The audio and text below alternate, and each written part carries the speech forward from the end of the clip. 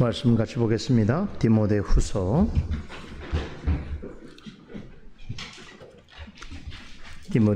3장 14절에서 17절 말씀 같이 읽겠습니다.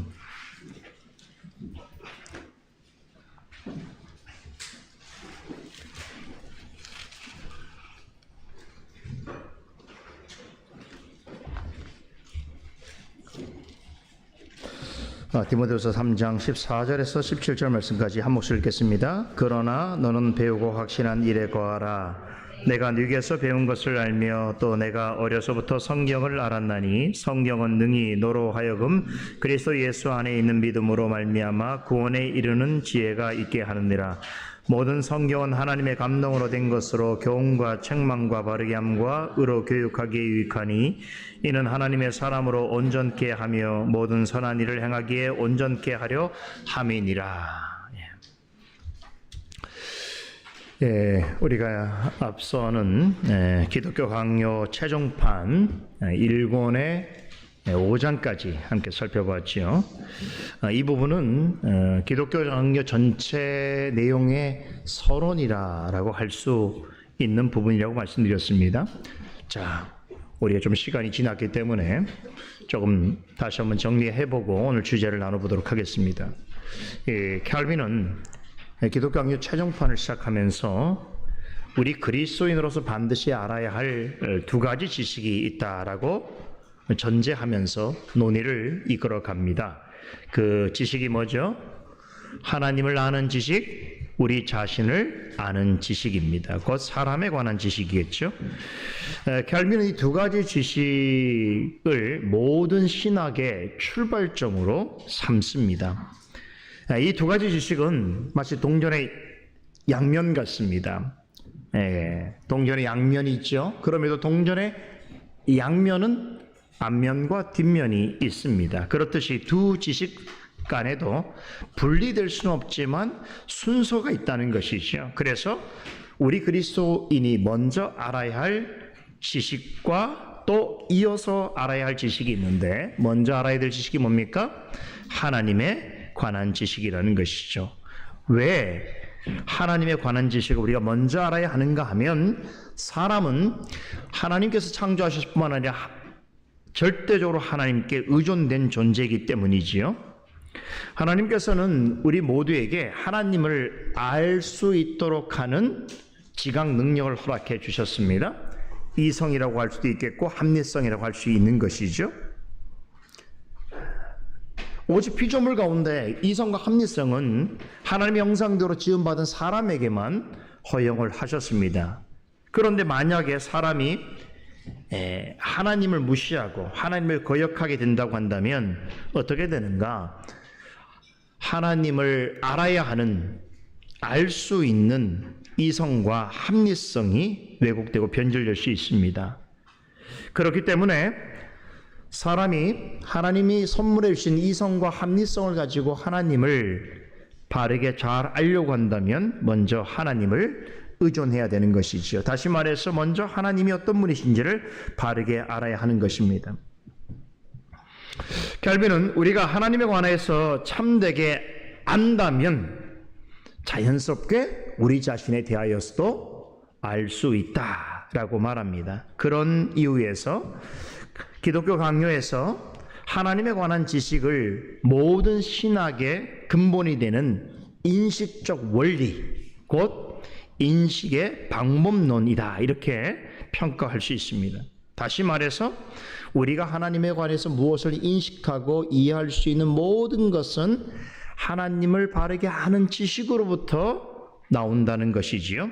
그래서 최종판 1권 1장 2장에서 하나님을 아는 것은 무엇인가라고 하는 하나님을 아는 지식의 정의를 이야기했고 또 이 지식이 우리에게 주는 실적인 유익과 목적이 무엇인가를 논하면서 이 지식이 참되게 하나님을 아는 인식이 되기 위해서는 우리 가운데 반드시 경건이 필요하다 이렇게 말을 했어요.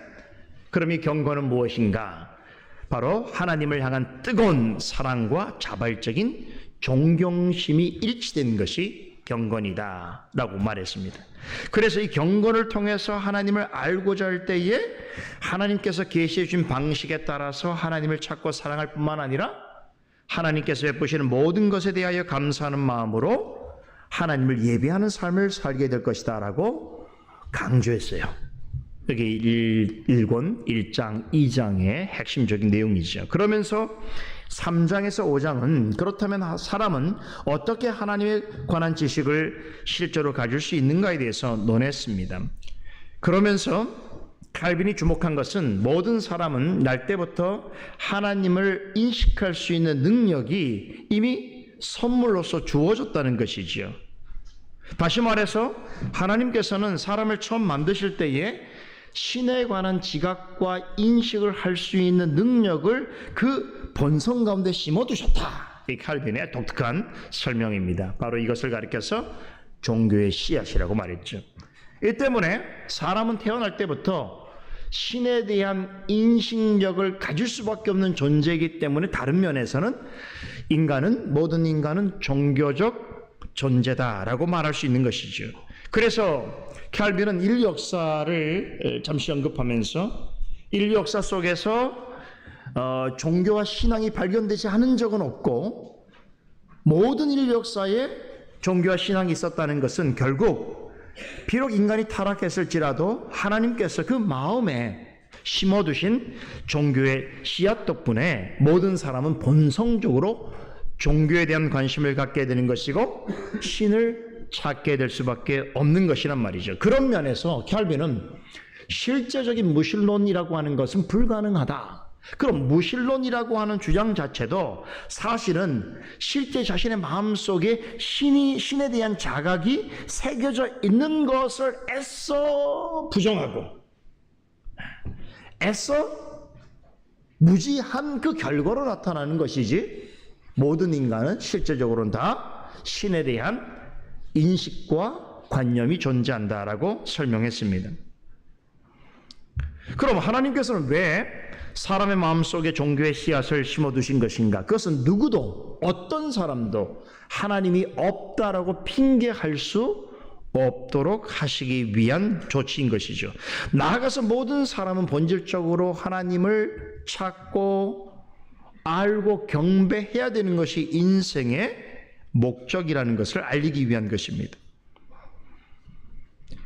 이것을 위해서 하나님께서는 만드신 모든 자연과 사람의 양심 가운데 하나님 자신에 대해서 알 수 있는 지식을 나타내 보이셨는데 이렇게 모든 만드신 피조물 가운데 하나님에 대하여 알 수 있는 그 지식의 정보, 다시 말하면 모든 피조물을 통하여 하나님 자신이 나타내신 것을 가리켜서 일반 계시다라고 설명할 수 있습니다.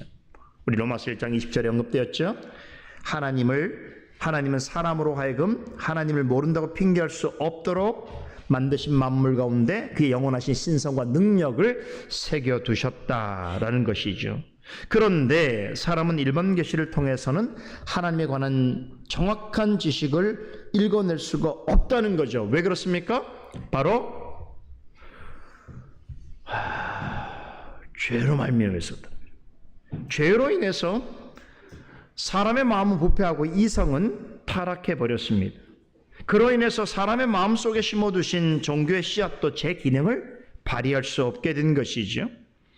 그러니까 일반 계시로는 하나님이 자연 만물을 통하여 자신을 드러내시는 일에 있어서는 부족함이 전혀 없어요. 그 마치 태양에서 빛을 내는 것에 있어서 부족함이 없듯이 하나님이 만드신 자연 세계를 통하여 하나님의 신성과 능력이 어떠한지를 나타내는 데는 전혀 부족함이 없지만 우리가 죄로 인해서 우리의 마음과 이성이 타락하고 종교의 씨앗이 부패해졌기 때문에 그런 일반 계시를 통하여 드러나는 하나님에 관한 지식, 그 하나님의 영광을 우리 입장에서 발견할 수가 없게 되었다는 것이죠. 그러니까 태양을 바라보면서 태양이 어떤 물질인지는 이야기하고 그 태양을 노래할 수는 있지만 그 태양을 만드신 하나님의 생각까지는 돌아갈 수가 없게 되었다는 것이죠. 그것을 만드신 창조주를 찬송하거나 영광 돌릴 수 없게 되었다는 것이죠. 그게 바로 죄로 인한 것입니다. 그래서 사도 바울도 로마서 1장 21절 이하에서 하나님을 알되 하나님으로 영화롭게도 하지 않고 감사치도 아니하고 오히려 그 생각이 허망하여지며 미련한 마음이 어두워졌나니 스스로 지혜에 따나 우준하게 되어 썩어지지 아니하는 하나님의 영광을 썩어질 사람과 금수와 버러지의 형상으로 바꾸었다라고 전하신 것이지요. 다시 말해서 죄는 사람의 본성을 부패하게 만들었습니다. 그런데 더 큰 문제는 부패한 본성으로는 하나님이 만드신 피조물을 보고 듣고 경험하더라도 그것을 통하여서 하나님에 관한 참된 지식을 소유할 수 없게 되었다는 것이죠. 다시 말해서 하나님이 일반 계시를 통해서는 아무리 우리가 일반 계시를 정밀하게 살펴보더라도 이미 우리가 이성과 종교의 씨앗이 부패하고 타락한 이상은 그것을 통해서 하나님이 정확하게 어떤 분이신지를 알 수 없게 된 것이죠. 그러므로 부패한 마음과 이성으로는 아무리 신을 찾고 종교를 의지하려 한다 하더라도 구원에 이를 수 없게 된 것입니다.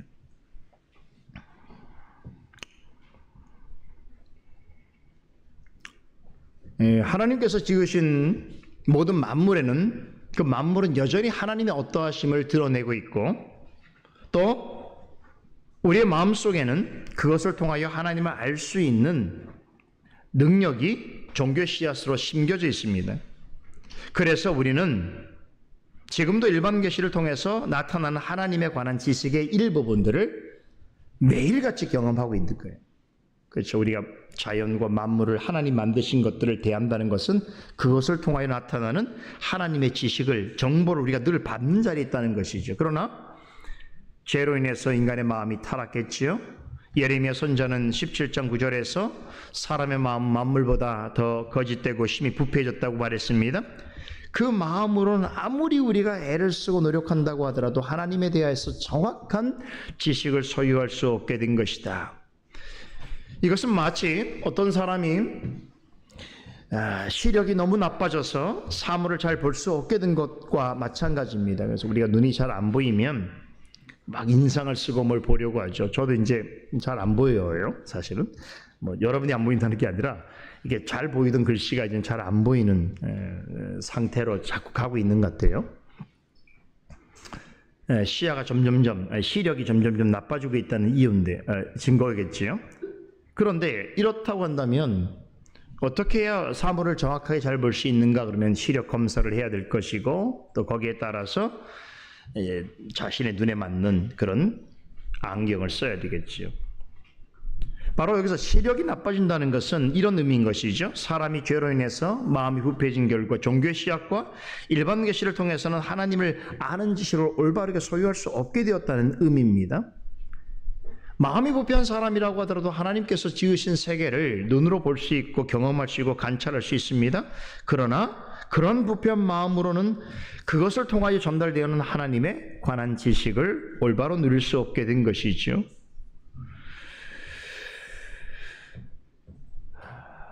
눈은 뜨고 있고 보려고 애를 쓰지만 정확하게 보이지는 않는다는 것이죠. 자, 그렇다면 마음이 부패한 사람은 어떻게 해야 하나님에 관한 지식을 정확하고 올바르게 가질 수 있겠는가? 여기에 답이 하나입니다. 이제 이걸 얘기하려고 하는 거예요. 이것이 바로 성경 곧 하나님의 말씀을 통해서입니다. 그래서 이제 캘빈이 오늘부터 공부하게 되는 1권 6장서부터 9장까지의 내용에서 성경에 대해서 다룹니다. 자, 저는 개인적으로 그 기독교 강요에서 가장 중요한 부분을 손꼽으라고 한다면 여러분 이 부분이 저는 가장 중요하다고 생각합니다. 이 부분은 사실은 캘빈을 비롯해서 모든 종교 개혁자들에게 있어서 그들의 신학의 가장 중대한 기초와 원리를 제공해 주고 있습니다. 그래서 이것을 다른 말로 개혁주의 성경론이라고도 말할 수 있겠는데, 역사적으로 가장 엄밀한 신앙 고백이라고 한다면 우리가 받아들이고 있는 웨스트민스터 신앙 고백이라고 말할 수 있는데 33장으로 구성이 되어 있거든요. 근데 이 33장의 첫 번째 주제가 뭔지 아세요? 1장, 제1장이 성경입니다. 이건 굉장히 중요한 의미를 가집니다. 다시 말해서 신학이라고 하는 것은 성경의 가르침을 통하여 알게 되어지는 하나님에 관한 지식이라고 말할 수 있는데, 그 지식의 그 근본적인 토대가 되는 것이 뭐냐면 성경론인 것이. 그래서 모든 종교개혁자들은 이 오직 성경이라고 하는 개념을 기초로 해서 모든 신학을 세워갔습니다. 그런 점에서 볼 때에 성경론은 종교개혁의 토대를 이루는 동시에 종교개혁을 통해서 그 실체를 선명하게 드러낸 개혁주의 신학 전체의 서론이다라고 말할 수 있겠습니다. 바로 이 이유 때문에 웨스트민스터 신앙고백서는 성경에 관한 지식과 고백을 하는 내용으로부터 시작이 됩니다. 웨스트민스터 신앙고백서가 가르치고 있는 모든 신학은 이 성경적 성경론이라고 하는 토대 위에 세워졌다라고 하는 의미인데요. 그런 점에서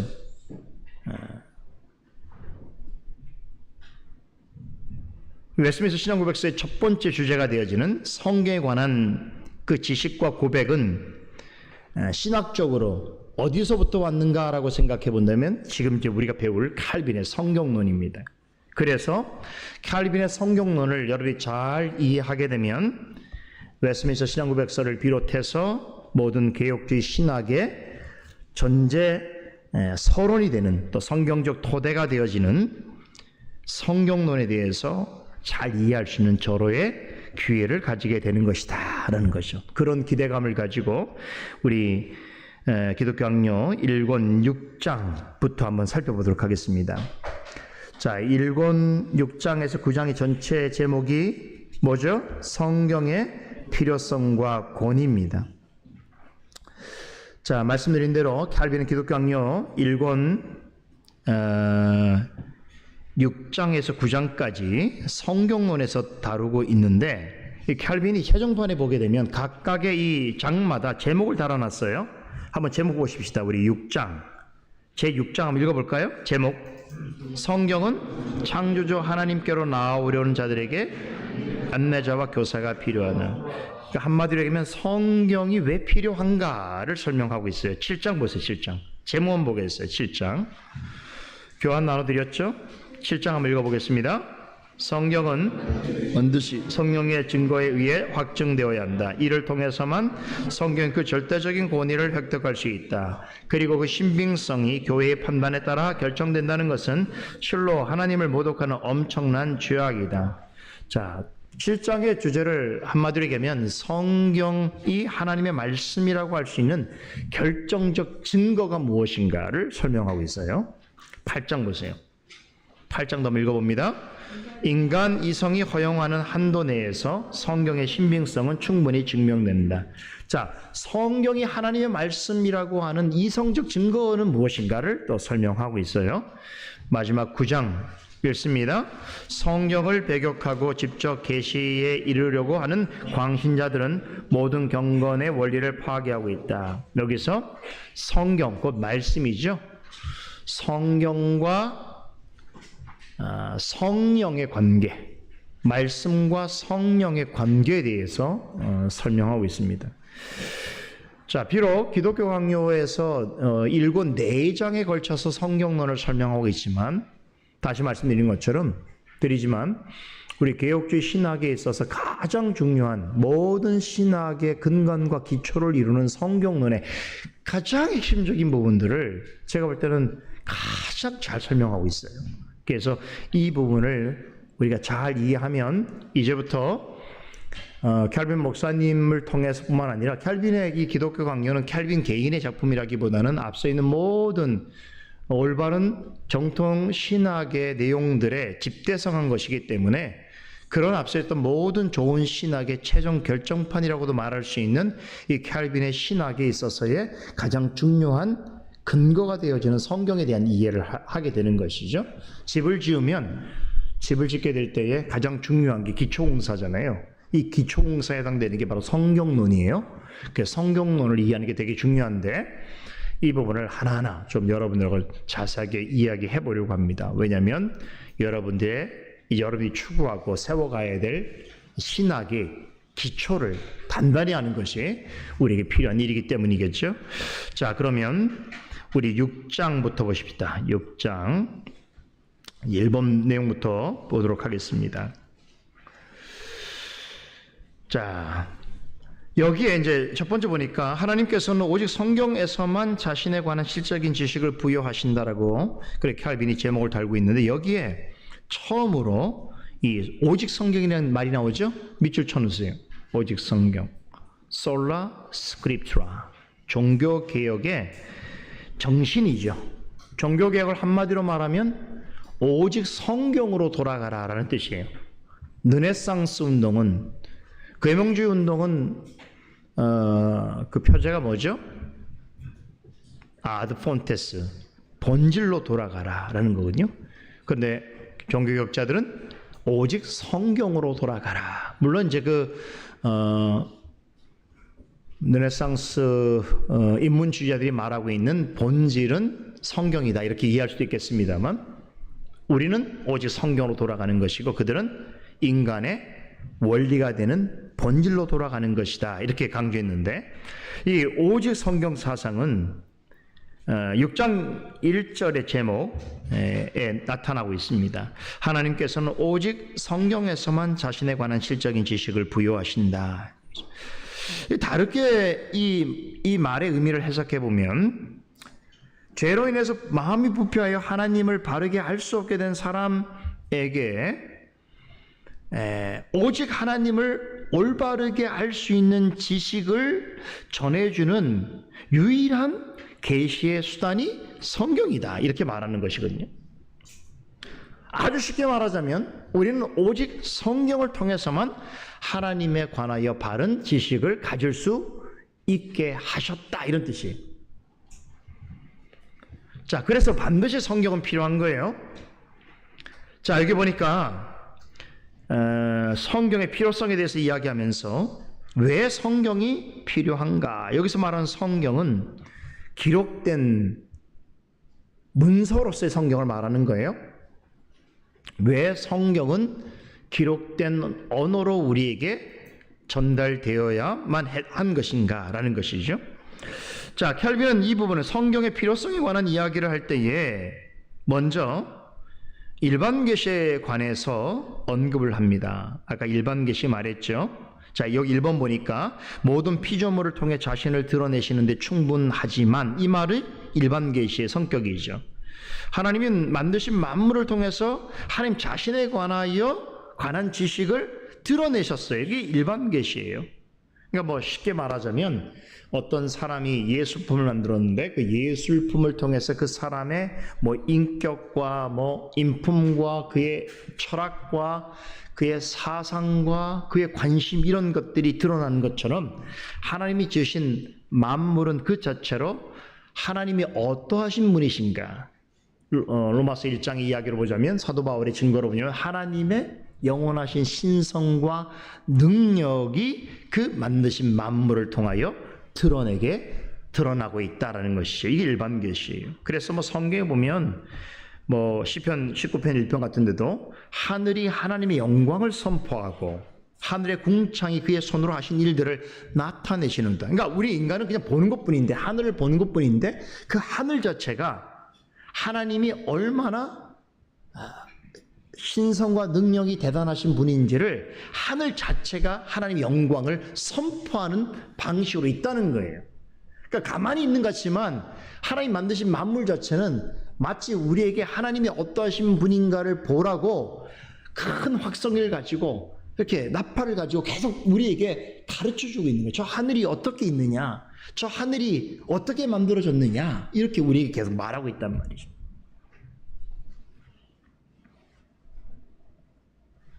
자, 그래서 켈빈은 이 일반 계시를 두 가지 성격으로 나누어 설명합니다. 자, 일반 계시를 말할 때 첫 번째, 우리 여기 1번에 모든 피조물을 통해서 자신을 드러내시는데 충분하다. 이게 일반 계시의 충분성이라는 개념입니다. 즉, 하나님께서 만드신 만물을 통해서 자신을 드러내시는 데 있어서 그 방식으로는 부족함이 없다는 거예요.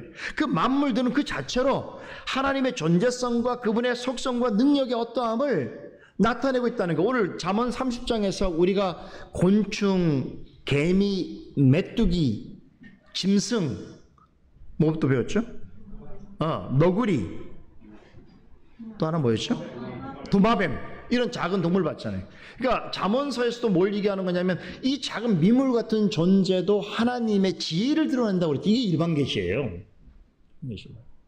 근데 뭐 이뿐이겠어요? 그냥 하나님 만드신 거를 그냥 가만히 정직하게 진실하게 쳐다만 봐도 거기에서 지혜가, 하나님이 어떤 분이신지 지혜가 나오잖아요. 지금 뭐 예를 들면 봄철이니까 온 사방에 꽃무더기죠. 꽃이 피었다 지고 그러는데 여러분 그 꽃 하나 이렇게 보더라도 놀랍지 않습니까? 그 꽃이 만들어지는 어떤 그 메커니즘이라는 게 인간이 설계한 게 아니잖아요. 철을 따라서 지금쯤 되면은 자연스럽게 꽃들이 피는데 마치 그 꽃들이 어떻습니까? 그 순간을 위해서 온 에너지를 가지고 있다가 이렇게 인간을 기쁘게 하는 것처럼 다 그 순간에 모두 약속이나 한 듯이 다 피잖아요. 그죠? 또 지는 것도 다 약속이나 한 만큼 그때 다 져버리고, 또 지면 잇따라 다른 또 꽃들이 또 줄을 대고 계속 피고 나고 막 이런 것들이 그 자체, 그러니까 사람이 계획해서 만든 게 아니잖아요.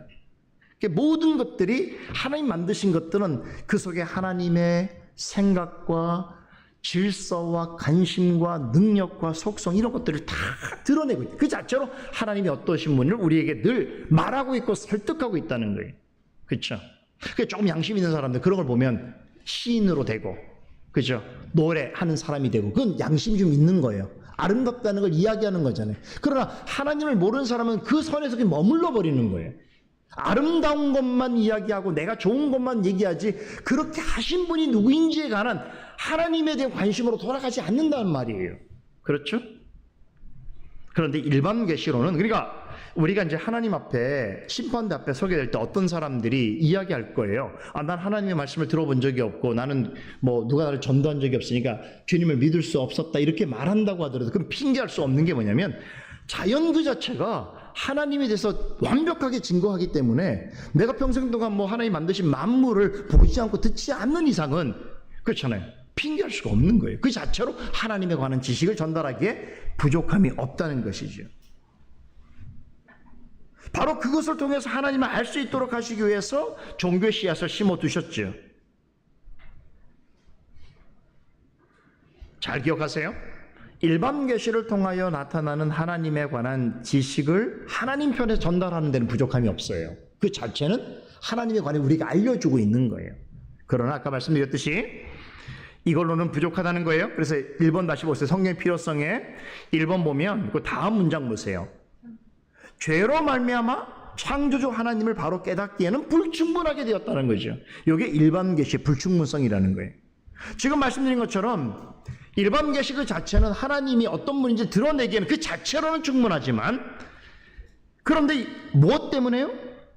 죄 때문에 일반 계시 자체로 하나님에 관해서 정밀한 지식을 갖는 데는 부족함이 생겼다는 것이죠. 그건 하나님 일반 계시를 통하여 하나님이 어떠하신 분이신지를 드러내는 하나님의 한계가 아니고 하나님의 문제가 아니고 죄 때문에 그 일반 계시를 통하여 하나님이 어떤 분이신지 알 수 없는 우리의 문제가 되어버린 것이죠.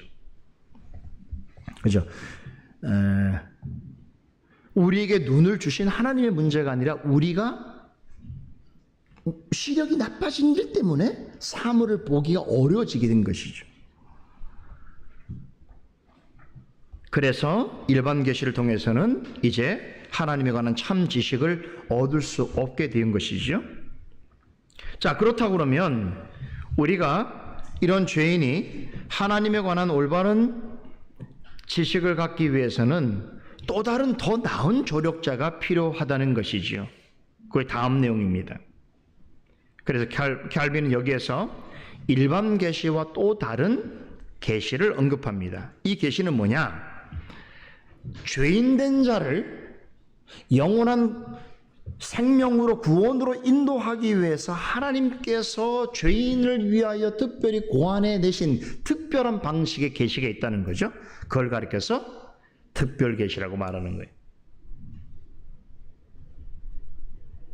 자, 이 부분에 관해서는 기독교 강요 본문 내용을 제가 좀 읽어드리겠습니다. 한번 들어보세요. 캘빈이 직접 설명하는 거예요. 그러므로 하나님께서 그의 말씀이라는 빛을 덧붙여 주셔서 사람에게 그 자신을 알게 하여 구원에 이르도록 하시고, 또한 그로 말미암아 하나님께로 더 가까이 더 친근하게 나아오는 자들에게 특권을 베푸시는 것이 전혀 헛된 일이 아닌 것이다. 이렇게 설명합니다.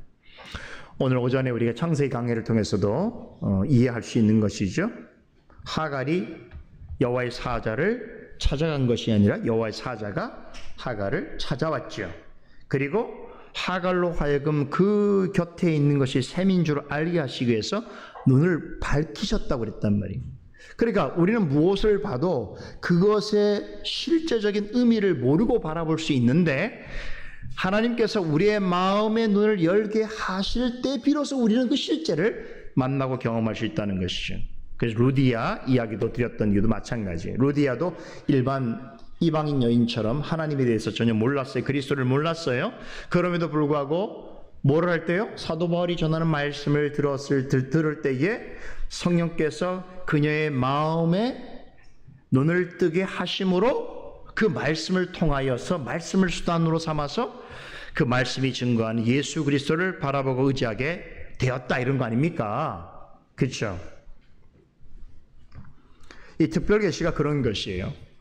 하나님의 말씀의 빛을 죄인에게 비추어 주셔서 그로 하여금 구원에 이르도록 하시기 위한 하나님의 특별한 방식의 하나님의 지식인 것이죠. 그래서 켈빈은 이 특별 계시는 하나님께서 자신을 알게 하여서 구원에 이르도록 하게 하는 계시라고 하면서 이것을 가리켜서 하나님의 말씀이라고 합니다. 그러면서 이제 성경이 주는 구체적인 유익에 관해서 언급하는데, 여기 보니까 성경은 먼저 우리 마음속에 있는 하나님에 대한 혼란한 지식, 왜 우리의 마음속에 하나님에 관한 지식이 혼란해졌지요? 이게 죄 때문인 거죠. 그런 지식들을 올바르게 정돈해 주는 것이, 그러니까 사실 이제 우리가 신앙생활을 한다고 해도 그 신앙이라고 하는 건 곧 어떤 지식에 의해서 하게 되는 것인데, 어떤 분들은 교회를 오래 다녀도 그 하나님에 관한 지식도 뭐 교회에 관한 그런 지식들이 굉장히 혼돈스러운 분들이 많아요. 그죠? 특별히 이제 이 교회 저 교회 막 옮겨 다니면서 그냥 이렇게 풍골로 듣는 거에 익숙한 분들은 아는 것 많은 것 같은데 그 지식들이 과연 올바른 것인지를 스스로 분별할 수가 없는 것이죠. 그래서 좋은 교회가 필요한 거예요. 좋은 말씀을 들으셔야 돼요. 네. 그러다 보면 어떻게 합니까? 우리가 가지고 있는 하나님에 관한 이 지식 중에 제대로 배워서 제대로 정돈된 것이 아닌 것들이 있잖아요. 그죠?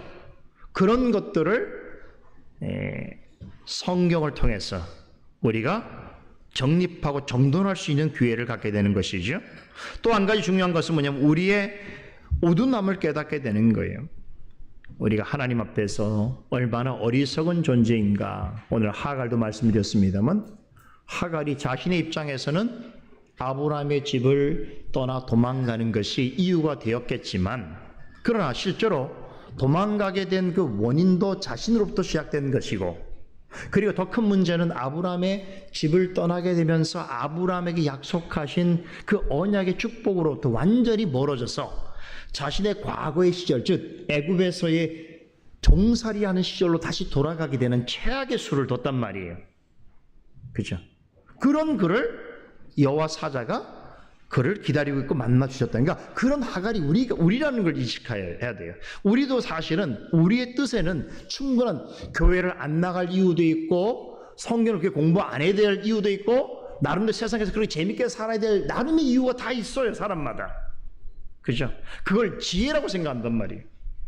그러나 성경에서 뭐라고 말합니까? 하나님을 알되 하나님으로 알지 아니하고 하나님께 감사지도 영광 돌리지 않고 우준하게 되나 스스로 지혜 있다고 생각했단 말이에요. 그러니까 하나님 입장에서는 가장 어리석은 삶인데 자신의 입장에서는 가장 지혜로운 삶이라고 착각할 수 있는데, 그것을 깨닫게 하는 것은 오직 성경밖에 없어요. 사람 말로는 어려워요.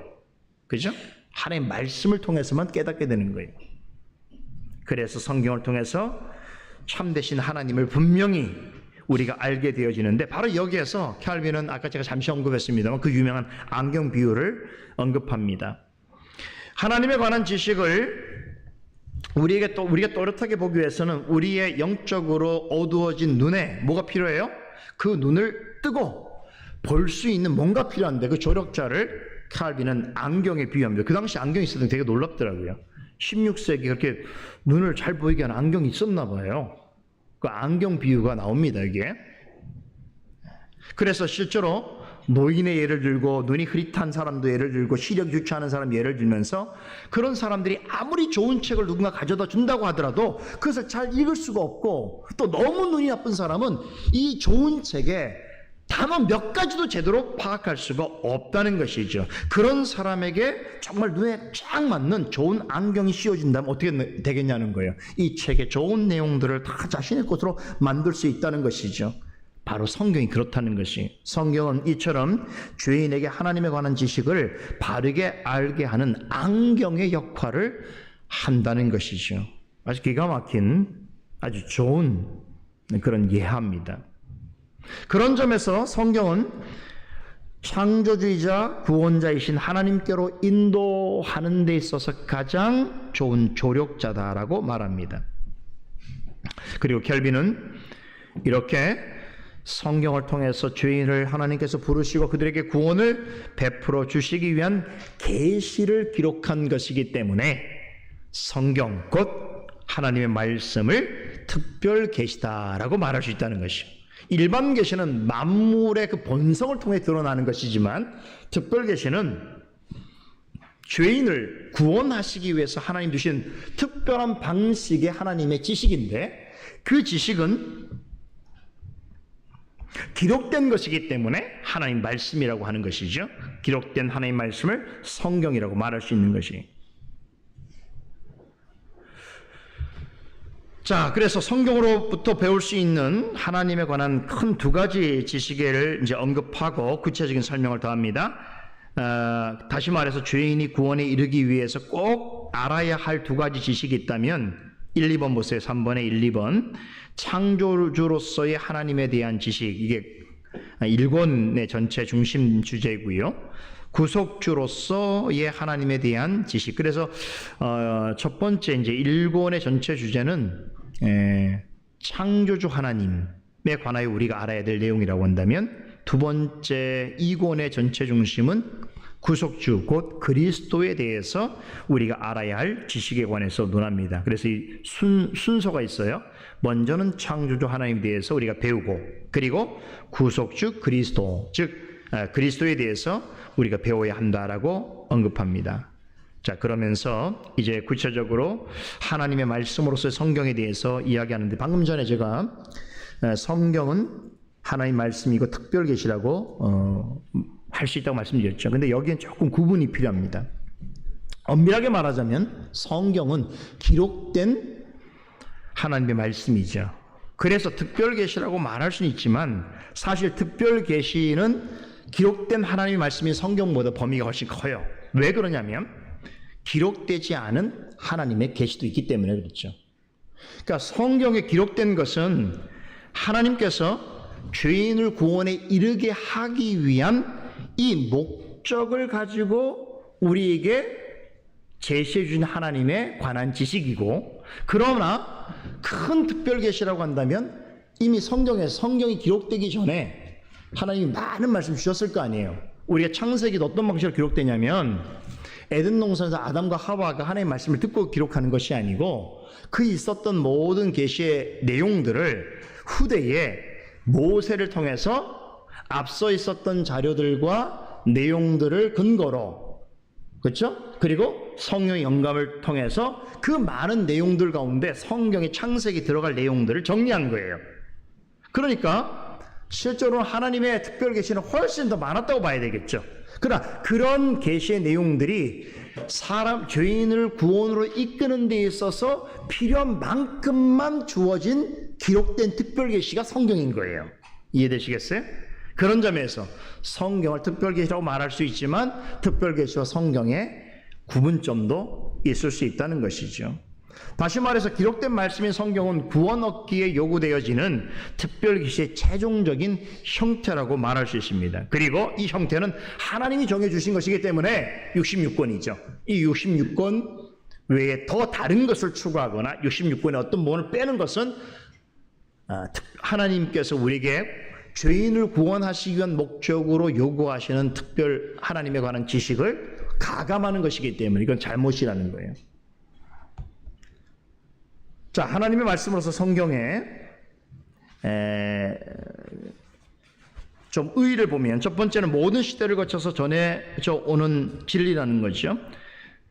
다시 말해서 하나님께서 특별계시를 기록된 말씀으로 전달해 주신 이유가 뭐냐는 건데, 이거는 시대를 초월해서 변함없는 진리를 가르치고 전수하기 위한 것이죠. 여러분, 진리라는 게 뭡니까? 진리라는 것은 뭐 어느 시대에만 옳은 것이어서는 안 되잖아요. 우리의 사람의 삶의 모든 방식은 사실은 그 변화에 적응하는 방식이죠. 그래서 이게 유행인간이에요. 그렇죠? 바뀐단 말이에요. 그렇죠? 그러니까 사람의 삶은 바뀌게 돼 있어요. 왜냐하면 모든 것이 달라지기 때문에 그 다른 시대에 적응하며 살아가야 된단 말이에요. 근데 진리는 아무리 시대가 바뀌고 아무리 다른 사람이 있다고 하더라도 항상 동일한 내용을 전달해야 그게 진리가 되는 것이겠죠. 그래서 모든 역사 속에서, 변해가는 역사 속에서, 운동하는 시간 속에서 변하지 않고 영원토록 불변한 진리를 우리에게 전달해 주려면 어떤 방식이 되냐면 기록하여서 이렇게 기록된 내용으로 전달해 줬어야 된다는 거죠. 만일 사람의 구전 같은 방식, 말에서 말로 통하는 방식이라면 아마 중간에 누가 말을 잘못 전달하면 또 바뀌게 되지 않습니까? 그러니까 이런 방식 사용하면 안 된다는 거예요. 반드시 옛날 사람들도 읽어서 이해가 되어지고 오늘날 사람들도 읽어서 이해되어지는 동일한 방식의 진리를 모든 시대에 거쳐서 동일하게 적용되어진 진리를 우리에게 전달해 주기 위해서는 특별계시를 기록된 말씀으로 형태로 우리에게 주셔야만 했다는 것이죠. 두 번째는 진리가 계속적인 교훈을 남겨질 수 있도록 하기 위해서 공적인 방식의 기록으로서 남겼다는 얘기죠. 말씀드린 대로 진리라고 하는 것은 불변한 것입니다. 어떤 시대나 역사에 있어서 영향을 받아서 진리였다는 것이 비진리가 되거나 비진리였던 것이 진리로 되면 안 되잖아요. 그래서 하나님의 모든 백성들에게 동일한 진리의 내용을 전달하고 그것을 알 수 있도록 하시기 위해서 공적인 기록의 방식으로 남기셨다는 거예요. 그래서 3번 보면 켈빈은 이렇게 성경, 기록된 말씀인 성경을 참된 종교의 출발점이 되는 하늘의 교리라고 부릅니다. 아, 참 흥미로운 얘기죠. 하늘의 교리다. 그러니까 여기서 하늘의 교리란 말은 뭘까요? 그 원래의 내용과 가치는 사람에게 있는 게 아니라 하나님께로 주어졌다는 거죠. 이 진리의 내용은 사람이 만든 게 아니라는 거예요. 사람이 기록했지만 그 사람이 자신의 어떤 지식과 경험을 통해서 산출한 문화의 결과물이 아니라 성경은 사람이 기록했다고 하더라도 하늘에서 하나님이 우리에게 주신 변치 않는 진리의 내용으로 있다는 것이죠. 여러분, 참된 종교란 말을 여기서 하는데 우리 일권 사장이었나요? 그 락탄티오스라고 하는 초대교회 교부의 말을 켈빈이 인용하면서 이런 말을 했죠. 진리와 일치하지 않는 종교는 참된 종교가 아니다 그랬어요. 그러니까 참된 종교의 가장 중요한 기준은 뭐냐면 진리와 일치해야 된단 말이죠. 그러니까 그러면 진리의 종교가 되기 위해서는 뭐가 필요합니까? 모든 세대, 모든 사람들이 동일하게 이해하고 동일하게 적용할 수 있는 진리가 반드시 있어야 되는 거예요. 이런 진리는 그 시대 속에 갇혀 사는 사람들로부터 나올 수가 없어요. 그러니까 놀라운 거 뭐냐면 성경은 무려 1600년 동안 성경 66권이 기록되는데 이 1600년 동안 얼마나 긴 세월이 지났어요. 그러면 또 얼마나 많은 사람들이 여기 참여합니까? 그럼에도 불구하고 성경에서 가르침은 모든 시대와 모든 사람들이 동일하게 이해하고 동일하게 적용될 수 있는 방식으로 기록되었기 때문에 오늘 우리가 창세기라고 하는 모세 오경은 적어도 지금으로부터 한 2000년도니까 무려 한 3,500, 4,000년 전에 기록된 말씀이죠. 우리가 정확하진 않지만 3, 4,000년 전에 기록되어져 있는 하나님의 말씀을 우리가 매주 주일 예배 시간마다 우리가 살펴보고 있단 말이에요. 근데 거기서 우리 뭘 느낍니까? 그렇게 오래전에 기록된 말씀인데 그 말씀이 그 이전의 창조의 시간에 대하여서도 이야기하고 있고 지금 우리에 관해서도 이야기할 뿐만 아니라 종말에 관해서 그 이후에 관한 역사도 창세기에서 이미 내재된 진리의 방식으로 증거하고 있다는 거예요. 그런데 이게 창세기만 증거하는 게 아니라 다른 모든 66권의 말씀도 다 각기 다른 시대의 다른 방식과 다른 사람들로 기록되었지만 진리에서는 어떤 일관성을 보인단 말이에요. 이게 너무 놀라운 거 아니에요?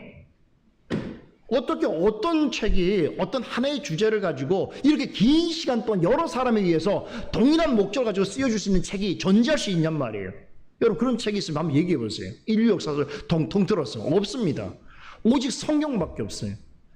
이것이 가능한 이유는 이 성경에 기록되어지는 특별한 계시가 다 하늘로부터 왔기 때문에 하나님께서 주신 것이기 때문에 가능합니다. 왜냐하면 하나님은 모든 진리의 주체이시기 때문이죠. 그래서 켈빈은 참된 종교가 되기 위해서는 반드시 진리와 일치해야 되는데 그 진리에 기초한 참된 종교의 출발점이 되는 것이 바로 성경이라는 거예요. 와, 그러니까 이 말을 쉽게 말하면 성경이 아니면 참된 종교가 될 수 없다는 말이에요. 종교는 가능해요. 일반 종교는. 그러나 참된 종교, 진정한 종교는 불가능합니다. 왜냐하면 진정한 종교, 참된 종교는 진리와 일치할 때만 가능하게 되는 것이기 때문에. 그럼 그 진리는 어디에 있는가? 하나님부터 온 성경에 기록된 형태로 과거나 지금이나 우리가 동일한 생각을 할 수 있도록 기록하여 주셨단 말이에요. 그래서 경건한 사람은 하나님의 말씀으로서의 성경을 겸손하게 받아들이고 순종해야 되는 거지. 야, 오늘 우리 보세요. 그 하갈의 이야기도 얼마나 기가 막힙니까? 하갈이 자기의 잘못을 하고 결국은 아브라함의 집을 떠나서 과거에 그 종살이 되었던 그 환경소로 가게 될 때에 사람의 모습으로 현현하신 예수 그리스도께서 여호와의 사자로 나타나셔서 그녀를 만나주시고 그녀에게 묻지 않습니까? 사라의 여종 하갈아, 이거 굉장히 중요한 말이에요. 뭐입니까? 너의 지금 실존하는 지금 상황을 정확하게 말씀하신 거예요. 너는 내가 부를 자가 아니라는 거예요. 너는 나의 종도 아니에요. 사라의 여종이야. 인간의 종이란 말이에요. 노예란 말이야. 그런 자가 하나님이 찾아올 이유가 있습니까? 굳이 그런 여자를 하나님이 왜 찾아가시겠냔 말이에요. 그런데 그런 여자를 여러분 기다리고 계셨어요. 뭐 조은이라는 사람도 아니고 뭐 이름난 사람도 아니잖아요. 좀 무명의 사람이고 그리고 아무런 것도 드러낼 만한 자격이 없는 그냥 한낱 여종이에요. 여종. 그런 여종을 그리스도께서 나타나서 놀라운 거예요. 왜냐하면 창세기에 마라크라고 하는 이 천사라고 하는 말 자체가 처음 등장하는 것이 오늘 본문이었어요. 근데 그 예수 그리스도를 태어나신 천사가 만나주신 첫 번째 사람이 아브람도 아니에요. 사레도 아니에요. 하갈이었어요. 야, 이거는 나중에 제가 드릴 말씀인데 뭐를 둔 포석인 줄 아세요?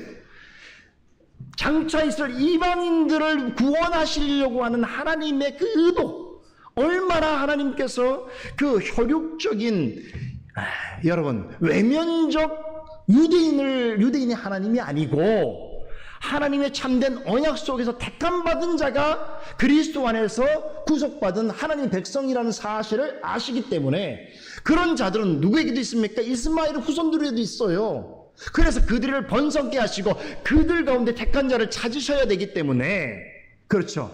그리스도께서 하늘에 올라가실 때도 무슨 말씀하셨어요? 세상 땅끝까지 복음을 전하라고 말씀하셨잖아요. 그런 말씀의 선제적인 배경이 되는 것이 오늘 본문이에요. 하갈에게 그렇게 말씀하신 거란 말이에요. 그런데 더 놀라운 건 뭡니까? 하갈에게 두 가지 질문했죠. 하나 뭡니까? 너는 어디서부터 왔느냐? 근원을 묻는 거예요. 네가 지금 어디서부터 왔느냐? 그렇죠. 아브라함의 거처로부터 왔잖아요. 근데 그 나온 게 뭡니까? 축복의 자리에서 저주의 자리로 가게 된 걸 얘기하는 거예요. 그런다면 그럼 넌 지금 어디로 가느냐? 어디로 가냐 묻지 않습니까? 이 중차대한 인생의 모든 사람이 해야 될 이 질문을 한 다음에 여러분 제가 아까 위에서 말했어요. 이 두 가지 질문은 사실은 우리 인류 역사에 있어서 인간에 관해서 가장 고상하고 집중적으로 탐구한 학문을 가리켜 철학이라고 말해요. 이 철학의 질문이 오늘 본문에 나온 거예요. 인생은 어디로부터 왔다가 어디로 가는가? 이게 모든 철학이 갖고 있는 근본적인 물음이에요. 이 물음에 답하기 위해서 세상에 존재하는 모든 철학자들이 고민했단 말이에요. 그런데 답이 없잖아요. 저마다 말을 하지만 그 답이 진리로서의 답이 아니잖아요. 진리로서 답이라면 언제 어디서 동일한 가르침으로 우리에게 와야 된단 말이에요. 그러나 시대에 따라 다 다르잖아요. 그런데 성경은 답하잖아요. 뭐라고 말합니까? 거기에는 여러분 네가 어디로부터 왔고 네가 어디로 가느냐를 하가리로 생각하면 안 돼. 우리 자신이고 인류예요. 그런데 그 답을 뭐라고 말씀하십니까? 성경은 정확하잖아요. 어떻게 하라고요? 다시 돌아가라. 다시 아브라함의 집으로 돌아가라. 하나님의 영원한 언약이 있는 그곳으로 돌아가서 그 말씀에 순종하라가 답이란 말이에요. 그래서 여러분 지금 제가 왜 이 말씀을 드리냐면 지금 캘빈이 한 말과 똑같은 거예요. 경건한 사람은 하나님의 말씀으로서의 성경을 겸손하게 받아들이고 순종해야 된다는 게 바로 오늘 하가를 통해서 우리 배운 내용이잖아요. 그렇죠?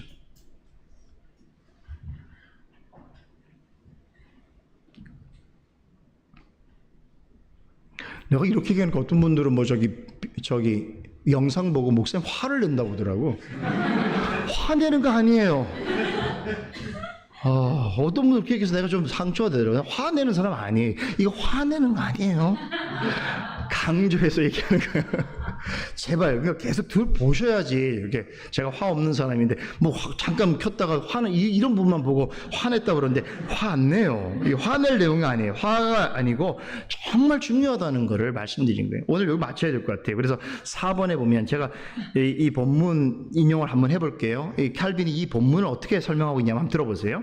참된 신앙이 우리에게 빛을 발하도록 하기 위해서는 반드시 하늘의 가르침에서 시작해야 한다는 것과 또한 성경의 제자가 되지 않고서는 어느 누구도 올바르고 건전한 교례를 조금 더 맛볼 수 없다는 것을 유념해야 할 것이다. 그러므로 하나님께서 성경에서 친히 자기를 증거해 놓으신 것을 경건한 자세로 받아들일 때에 비로소 참 깨달음이 시작되는 것이다.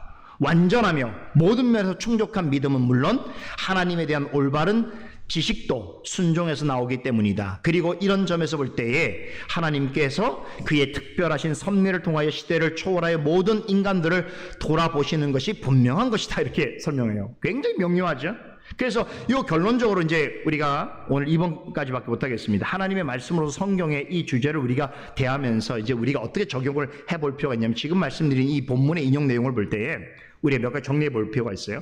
참된 신앙이 되려면 우리 지식이 어디부터 와야 된다고요? 하늘로부터 와야 됩니다. 다시 말하면 하나님으로부터 온 지식이야만이 참된 신앙의 전제적인 지식이 된다는 거예요. 두 번째, 성경은 하늘의 가르침을 공적으로 기록하고 남긴 그 특별 계시라고 하는 거예요. 성경밖에 없어요. 성경 66권밖에.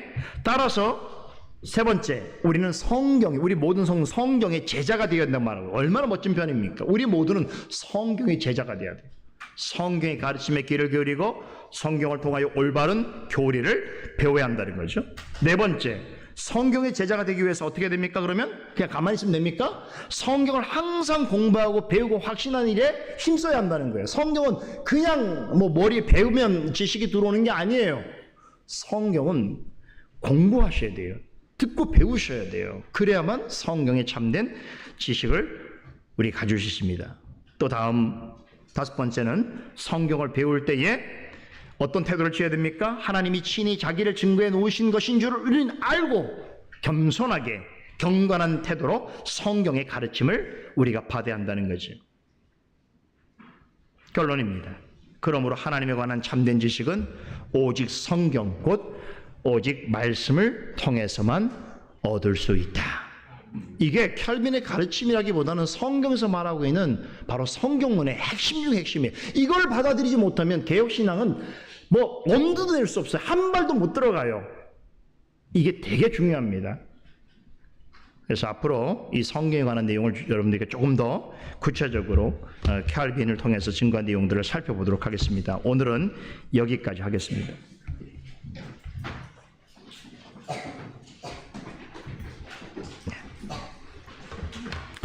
제가 기도하겠습니다. 하나님, 기독교 강요를 통해서 오늘 이 시대에 우리가 또 공부하고 배워야 할 내용들이 많습니다. 그만큼 진리의 내용은 이미 과거에 축적되었고 개혁된 내용으로 완성되어 있습니다. 우리가 게으르고 또 연약하여서 이미 진리로서 판명된 내용들에 대해서 가르침들을 잘 깨닫지 못하고 또 그것에 따라 살아가지 못하는 우리 연약함을 주여 용서하시고 긍휼히 여겨 주시길 바랍니다. 그러므로 오늘 이 시대에도 변함없는 진리의 말씀을 오늘 우리에게 주셨사오니 또 이러한 가르침들을 통해서 하나님을 알아가는 지식의 부요함을 맛보게 하여 주시고 또 그런 내용으로 주님께서 허락하신 우리의 인생에 있어서 가치 있는 일들에 보람있게 또 하나님 기뻐하시는 그런 열매들을 산출하며 나아가는 교회와 성도들이 되게 하여 주시옵소서. 예수님의 이름으로 기도드리옵나이다. 아멘.